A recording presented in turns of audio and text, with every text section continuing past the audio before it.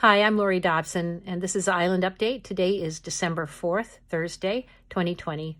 I'm on the island of Great Cranberry, Maine, and I'm going to be talking to you today about what concerns me the most and telling you what I think that I feel is the most necessary thing to communicate as we go through so many of these travesties that seem to be happening every day.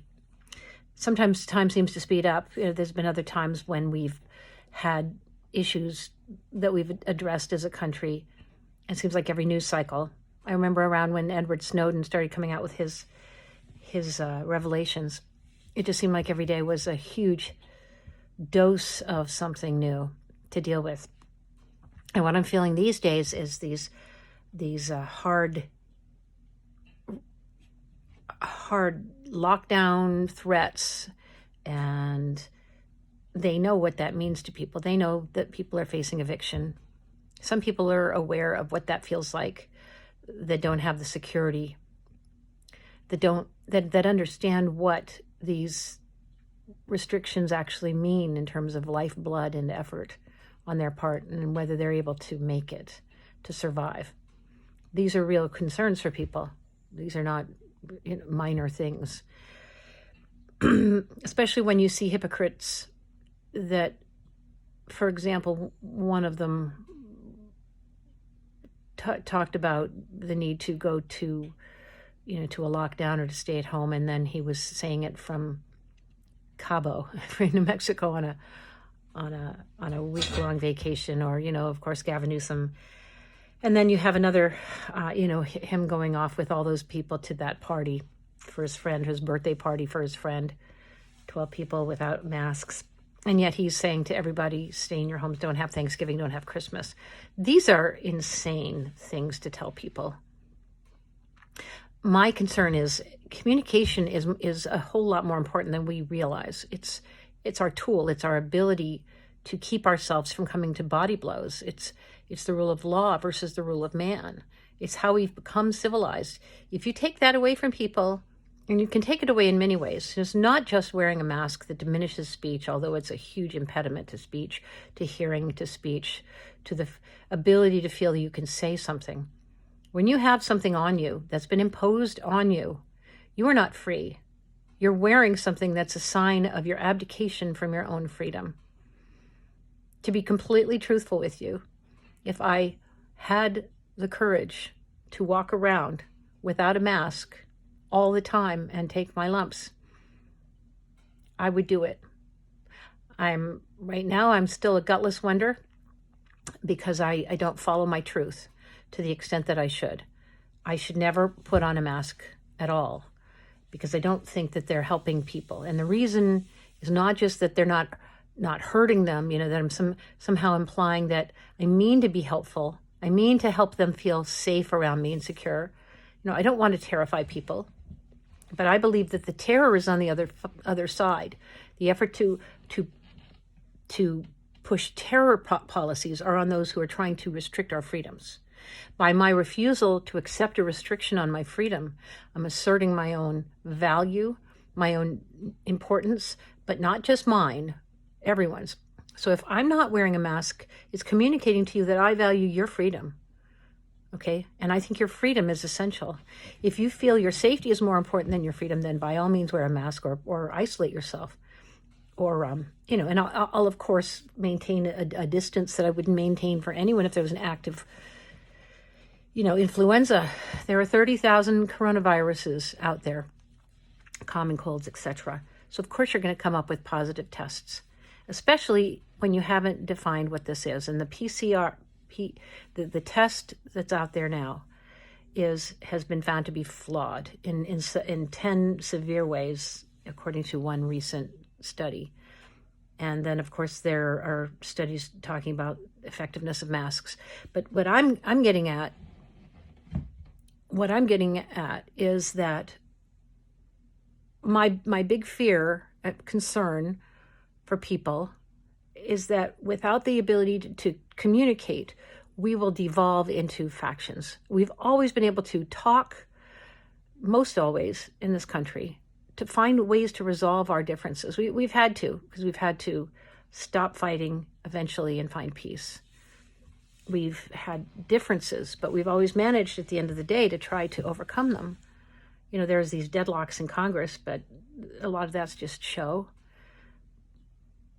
If we don't, so the mask, the wearing of the mask is a communication device. To my thinking, the danger is that you're going to be showing that you're willing to comply to any future impingements and infringements on your freedom. It's not just now, it's future based. So you're saying that you'll accept a police state for your kids. You'll accept, which in many cases is already happening as we speak, it's that you're willing to allow a presence to compel you, to enforce you under threat of life or liberty, to do something that you find is unhelpful and unhealthy. People getting thrown off of buses even when they're, they have exemptions that they can prove. And there's videos of that out there. There's instances of total egregious behavior on the part of police to knuckle down on people who are not compliant enough. And so it's the word compliance, and it's the anti-communicating mentality. It's the to me it just comes down to crucifixion. In the movie Monty Python. What's your favorite method of death? You can choose, right? Evisceration, crucifixion, etc. You have to ask people why they're willing to take on any form of punishment now. We're punished up the wall. Just there's so many ways that we felt the burdens that were not resolved under, that created so much in this century, but our presidents have propagated them. Actually go back into the 1900s. It's a lot, the histories of corruption go back probably is, I don't know. I don't want to trace it. But the point is right now is what we can do something about. And so I can do something about this effort to deny me my freedom to communicate by communicating. I can do something about my, the efforts to try to compel me to force me to do something which is against the laws of the Nuremberg principles, which are that you're not allowed to do medical experiments on people. Doctors went to jail or hung for that. Medical doctors whose field was, they were perverted in their acts against people's well-being and others. So I can act against that. I can speak up. I can condemn what I see as policies of persecution that are not just, it's not just that they're here now full-fledged, because I know, I realize my warning is like a Cassandra type warning on a level that's higher than maybe you perceive the actual threat. But that's probably because you haven't been paying the kind of attention to it over the course of the years that I have. I ran for office in 2002. I saw the towers. I saw I was up close to the whole 9/11. I have personal experience with the survivors from that day, and there are things that have happened that I've seen, the election fraud up close, witnessed, experienced it very recently even. So I pay attention because I feel it's my obligation as a person who's been a candidate. I recognize the need to stand up and represent, be the person I need to be for the sake of other people. And that's a public servant. That's what that's the mindset you need to go into anything that has a public face to it. And my point is that I think everybody now has a role, a public role, because they're forcing us into the public with these masks. We're not allowed to do that in a private way and just, exercise our own options by staying home. No, we have to show in public that we're wearing that mask even outside, even when this is a dispersed situation, when it's ludicrous. Any scientist that would sit down and have a discussion about this would would acknowledge the ludicrousness of. Someone said it's like thinking that you can block mosquitoes with a chain link fence, and that's the relative size of the microbe to the mask material. And of course, people wear them under the nose and all the way around. You've seen those videos where they, where the air is just oozing out. It's a public face that they're expecting us to show. And that's why we're all in a position now where we have to be a public servant. We have to. It's as though we're all running for office. We don't have the comfort of being in our homes, even though we're kind of locked here or pushed into them. But we don't have the comfort of silence anymore without being seen as complicit, without falling into the sin of COVID silence. That's a complicity that you're consciously involved in. It's not like something you can quietly do. You can't just stick your head in the sand. Your head has to come out of the sand, and you have to show you got that mask on, or else. That's an unacceptable way of pressuring and controlling people. There is no good way to control people, I don't think. I think the less the better. But some people have good intentions, and even those guys are, you've got to completely suspect your government. All the founding fathers said, be suspicious as heck.